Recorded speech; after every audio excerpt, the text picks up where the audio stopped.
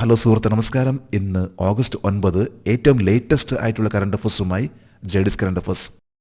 ഓരോ ദിവസം ന്യൂസ് പേപ്പറിൽ വരുന്ന വാർത്തകളാണ്. അത് വളരെ ഇമ്പോർട്ടൻ്റ് ആയിട്ടുള്ള, പ്രത്യേകിച്ച് UPSC PSCക്ക് വരാൻ സാധ്യതയുള്ള ഇൻഫോർമേഷൻസ് ആണ് കറണ്ട് അഫേഴ്സ് ആയിട്ട് ജെഡിസ് കറണ്ട് അഫേഴ്സ് നൽകാൻ ശ്രമിക്കുന്നത്. എന്നും നമ്മൾ അപ്ഡേറ്റ് ചെയ്യാൻ ശ്രമിക്കുക. ലേറ്റസ്റ്റ് ആയിട്ടുള്ള കാര്യങ്ങൾ അറിയാൻ വേണ്ടിയുള്ള ഒരു ആകാംക്ഷയാണ് നമ്മുടെ ലൈഫിൽ എപ്പോഴും ഉള്ളൊരു വിജയം. ഇന്ന് ഓഗസ്റ്റ് 9 നമുക്ക് ഇന്നത്തെ ലേറ്റസ്റ്റ് ആയിട്ടുള്ള കറണ്ട് അഫേഴ്സിലേക്ക് പോകാം. ഒരു ന്യൂസ് ഹെഡിംഗ് ആണ്: railway opens Anantnag station four good transport. ചരക്ക് ഗതാഗതത്തിനായി റെയിൽവേ അനന്തനാഗ് സ്റ്റേഷൻ തുറന്നു. കാശ്മീരിലെ മൂന്നാമത്തെ ഏറ്റവും വലിയ സിറ്റിയാണ് അനന്തനാഗ്. ഇവിടെ ഇപ്പോൾ ആദ്യമായിട്ട് ഗുഡ് ട്രാൻസ്പോർട്ടിന് വേണ്ടി റെയിൽവേ ഓപ്പൺ ആക്കിയിരിക്കുകയാണ്. നമുക്ക് കറണ്ട് അഫേഴ്സിന്റെ ഡീറ്റെയിൽസിലേക്ക് പോകാം. 2025 ഓഗസ്റ്റ് 7 ചരക്ക് ഗതാഗതത്തിനായി തുറന്ന കാശ്മീർ താഴ്വരയിലെ ആദ്യത്തെ റെയിൽവേ സ്റ്റേഷൻ ഏതാണ്? അനന്തനാഗ്. കാശ്മീരിലെ ആദ്യത്തെ ഒരു റെയിൽവേ സ്റ്റേഷൻ ആണ് ഗുഡ്സിന് വേണ്ടി, അതായത് ചരക്ക് ട്രാൻസ്പോർട്ടേഷന് വേണ്ടി തുറന്നിട്ടുള്ളത്. ഇത് ഓഗസ്റ്റ് 7 2 ദിവസം മുമ്പ്, അതായത് ഓഗസ്റ്റ് 7 ആരംഭിച്ച ഒന്നാണ് അനന്തനാഗ് റെയിൽവേ സ്റ്റേഷനിലെ ഗുഡ്സ് ട്രാൻസ്പോർട്ടിന്. ഇതൊരു വലിയൊരു മാറ്റമാണ്. ജമ്മു കാശ്മീർ റീജിയനിലെ ശ്രീനഗറിൽ നിന്ന് 53 കിലോമീറ്റർ അകലെയുള്ള ഒരു പ്രദേശമാണ് അനന്തനാഗ്. അനന്തനാഗ് റെയിൽവേ സ്റ്റേഷൻ ഏത് റെയിൽവേ ഡിവിഷന്റെ കീഴിലാണ് വരുന്നത്? ജമ്മു ഡിവിഷൻ. ജമ്മു ഡിവിഷന്റെ കീഴിൽ വരുന്ന ഒരു റെയിൽവേ സ്റ്റേഷൻ ആണ് അനന്തനാഗ്. 53 കിലോമീറ്റർ ആണ് ശ്രീനഗറിൽ നിന്ന് അനന്തനാഗിലേക്ക്. ചിനാബ് മുകളിലുള്ള ലോകത്തിലെ ഏറ്റവും ഉയരം കൂടിയ റെയിൽവേ പാലം ഏത് റെയിൽ ലിങ്ക് പദ്ധതിയുടെ ഭാഗമാണ്? Udhampur Srinagar Baramulla railway link USBRL project. Jammu കാശ്മീരിൽ വളരെ പ്രധാനപ്പെട്ട ഒരു റെയിൽവേ ലിങ്ക് പ്രോജക്റ്റ് ആണ് ഉധംപൂർ ശ്രീനഗർ ബാരാമുള്ള റെയിൽവേ ലിങ്ക്. ഇവിടെയാണ് ലോകത്തിലെ ഏറ്റവും ഹയസ്റ്റ് ആയിട്ടുള്ള റെയിൽവേ ബ്രിഡ്ജ് ഈയടുത്ത് ഉദ്ഘാടനം ചെയ്തിട്ടുള്ളത്. ചെനാബ് റിവറിന്റെ മുകളിലൂടെ പോകുന്ന ആ റെയിൽവേ ബ്രിഡ്ജ് ആണ് ഇന്ന് ലോകത്തിലെ ഏറ്റവും തന്നെ ഹയസ്റ്റ് ആയിട്ടുള്ള റെയിൽവേ ബ്രിഡ്ജ്. ഇത് വരുന്നതും ശ്രീനഗറിലാണ്, ജമ്മു ഡിവിഷനിലാണ് ഇതും വരുന്നത്. അടുത്തൊരു സെറ്റിംഗ് ആണ്: world health organisation classify hepatitis D as cancer causing. Hepatitis Dയെ ക്യാൻസർ ഉണ്ടാക്കുന്ന ഘടകമായി ലോകാരോഗ്യ സംഘടന തരംതിരിച്ചു. വേൾഡ് ഹെൽത്ത് ഓർഗനൈസേഷന്റെ ഏറ്റവും ലേറ്റസ്റ്റ് ആയിട്ടുള്ള വാർത്തയാണ്, അതായത് ഹെപ്പറ്റൈറ്റ് D അത് ക്യാൻസർ കോസിംഗ് ആയിട്ടുള്ള ഒന്നാണെന്നും. നമുക്ക് കറണ്ട് അഫേഴ്സിന്റെ ഡീറ്റെയിൽസിലേക്ക് പോകാം. ലോകാരോഗ്യ സംഘടന പ്രകാരം ഏത് ഹെപ്പറ്റൈറ്റ്സ് ക്യാൻസറിന് കാരണമാകുന്നു? ഹെപ്പറ്റൈറ്റ് D. ഹെപ്പറ്റൈറ്റ് D ആണ് ലിവറുമായി ബന്ധപ്പെട്ട ഒന്ന്, അതായത് ലിവർ ക്യാൻസർ വരാൻ സാധ്യതയുള്ള ഒരു ഹെപ്പറ്റൈറ്റ് ആണ് ഹെപ്പറ്റൈറ്റ് D. അമേരിക്കയിൽ ഏറ്റവും സാധാരണമായി രക്തത്തിലൂടെ പകരുന്ന അണുബാധ ഏത് ഹെപ്പറ്റൈറ്റ്സ് ആണ്? ഹെപ്പറ്റൈറ്റ് C. ഹെപ്പറ്റൈറ്റ് C ആണ് അമേരിക്കയിൽ ഏറ്റവും കൂടുതൽ കണ്ടുവരുന്നത്, അതായത് ഇത് ബ്ലഡ് ബോൺ ഇൻഫെക്ഷൻ ആണ്. ഹെപ്പറ്റൈറ്റ് D ആണെങ്കിൽ ലിവർ ക്യാൻസറിന് കാരണമാകുന്ന ഒന്നാണ് ഹെപ്പറ്റൈറ്റ് D. ഹെപ്പറ്റൈറ്റ് Dയുടെ പുനരുൽപാദനത്തിനും നിലനിൽപ്പിനും ഏത് ഹെപ്പറ്റൈറ്റ്സ് ആണ് വേണ്ടത്? ഹെപ്പറ്റൈറ്റ് B. ഹെപ്പറ്റൈറ്റ് B ഉണ്ടെങ്കിൽ മാത്രമേ ഹെപ്പറ്റൈറ്റ് Dക്ക് അവിടെ നിലനിൽക്കാൻ സാധിക്കുകയുള്ളൂ. ഹെപ്പറ്റൈറ്റ് Dക്ക് ആവശ്യമായിട്ടുള്ള ഒന്നാണ് ഹെപ്പറ്റൈറ്റ് B. ലോകാരോഗ്യ സംഘടനയുടെ നിലവിലെ ഡയറക്ടർ ജനറൽ ആരാണ്? Tedros Adhanom Ghebreyesus. World health ഓർഗനൈസേഷന്റെ ഇപ്പോഴത്തെ ഡയറക്ടർ ജനറൽ ആണ് ടെഡ്രോസ് അനദനോം ഗെബ്രിയേസിസ്. ഇദ്ദേഹമാണ് ഇപ്പോൾ അറിയിച്ചിട്ടുള്ളത്, അതായത് ഹെപ്പറ്റൈറ്റ് D അതുപോലെ എല്ലാ ഹെപ്പറ്റൈറ്റ്സും ബാധിക്കുന്ന ശരീരത്തിലെ ഏറ്റവും പ്രധാനപ്പെട്ട ഓർഗൻ ആണ് liver. Liver cirrhosis, liver cancer എന്നിവയെല്ലാം കാരണമാകുന്ന ഒന്നാണ് ഹെപ്പറ്റൈറ്റ്, പ്രത്യേകിച്ച് ഹെപ്പറ്റൈറ്റ് D. ടെഡ്രോസ് അനദനോം ഗെബ്രിയേസിസ് അദ്ദേഹം എത്യോപ്യൻ സ്വദേശിയാണ്. എത്യോപ്യയിലെ public health official researcher diplomat ആയിരുന്നു ഡയറക്ടർ ജനറൽ ആയിട്ടുള്ള വേൾഡ് ഹെൽത്ത് ഓർഗനൈസേഷന്റെ ടെഡ്രോസ് അനദനോം ഗെബ്രിയേസിസ്. 2017 മുതൽ WHO ഡയറക്ടർ ആണ്.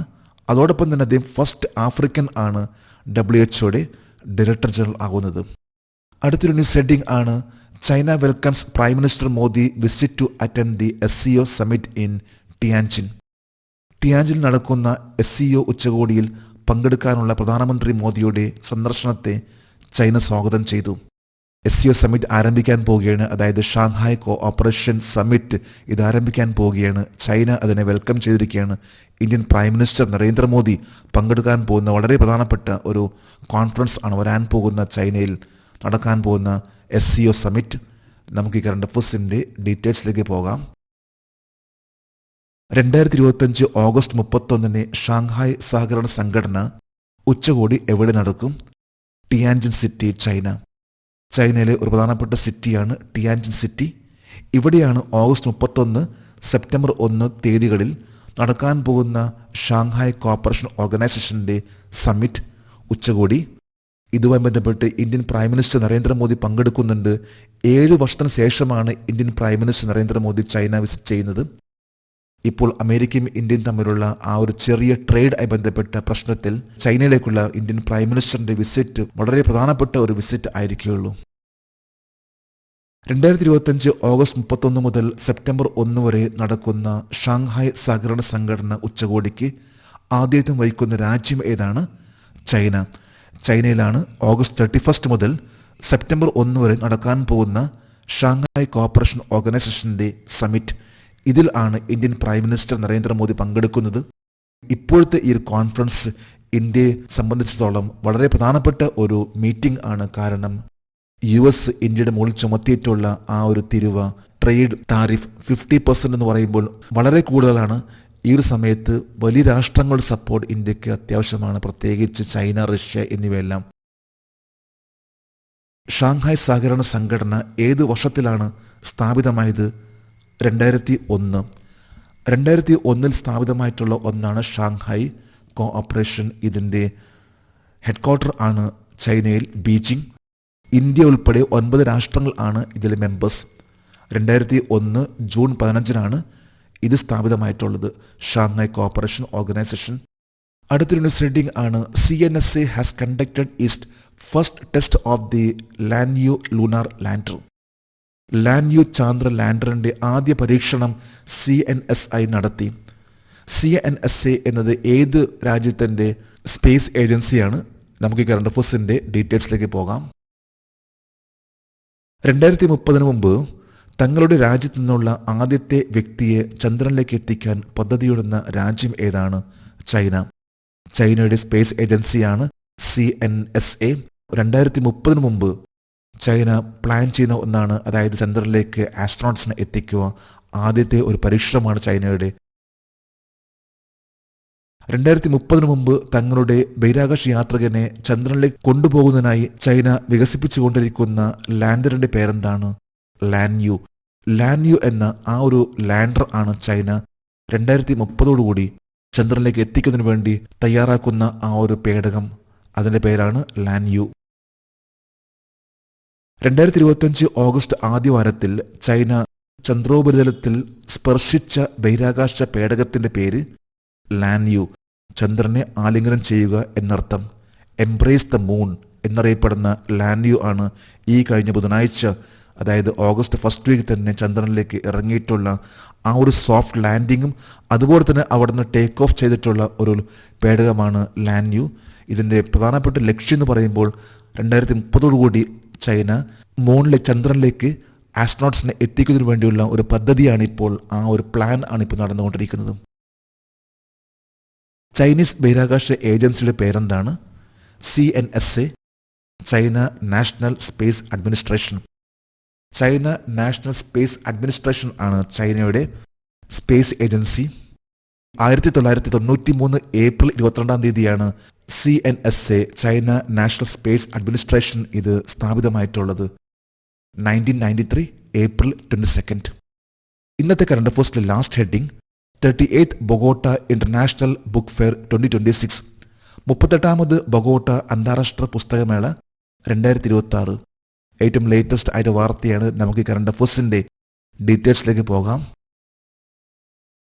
എല്ലാ വർഷം ബൊഗോട്ട അന്താരാഷ്ട്ര പുസ്തകമേള നടത്തുന്ന രാജ്യം ഏതാണ്? കൊളംബിയ. കൊളംബിയയാണ് എല്ലാ വർഷം നടത്തുന്ന ഒരു പുസ്തകമേളയാണ് Bogota international book fair. Colombia എന്ന രാജ്യത്തിന്റെ ക്യാപിറ്റൽ ആണ് ബൊഗോട്ട. ബൊഗോട്ടയിൽ വെച്ചാണ് നടത്താൻ പോകുന്ന, എല്ലാ വർഷവും നടത്തുന്ന ഒരു പുസ്തകമേളയാണ്. കൊളംബിയ എന്ന രാജ്യം ഇത് അമേരിക്കൻ വൻകരയിലെ സൗത്ത് അമേരിക്കയിലെ രാജ്യമാണ്. Capital Bogota.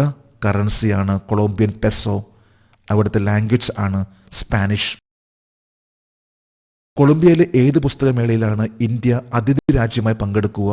38ാമത് ബൊഗോട്ട അന്താരാഷ്ട്ര പുസ്തകമേള. 38ാമത്തെ ബൊഗോട്ട അന്താരാഷ്ട്ര പുസ്തകമേളയിൽ ഇന്ത്യ ഗസ്റ്റ് ഓഫ് ഹോണർ എന്ന ആ ഒരു പദവിയിലേക്കാണ് പങ്കെടുക്കാൻ പോകുന്നത്. 38ാമത് ബൊഗോട്ട അന്താരാഷ്ട്ര പുസ്തകമേള ഏത് തീയതിയിലാണ് നടക്കുക? ഏപ്രിൽ 21 മുതൽ മെയ് 4 വരെ. അടുത്ത വർഷം നടക്കാൻ പോകുന്ന ഒരു പുസ്തകമേളയാണ് 38ാമത്തെ ബൊഗോട്ട ഇന്റർനാഷണൽ ബുക്ക് ഫെയർ. ഇവിടെയാണ് ഗസ്റ്റ് ഓഫ് ഓണർ എന്ന രീതിയിൽ ഇന്ത്യ പങ്കെടുക്കുന്നത്. ബൊഗോട്ട ഇന്റർനാഷണൽ ബുക്ക് ഫെയർ ഇത് കൊളംബിയയിലാണ്. നമ്മളിന്ന് ഏറ്റവും ലേറ്റസ്റ്റ് ആയിട്ടുള്ള കറണ്ട് അഫേഴ്സ് ആണെന്ന് ഇവിടെ അപ്ഡേറ്റ് ചെയ്തിട്ടുള്ളത്.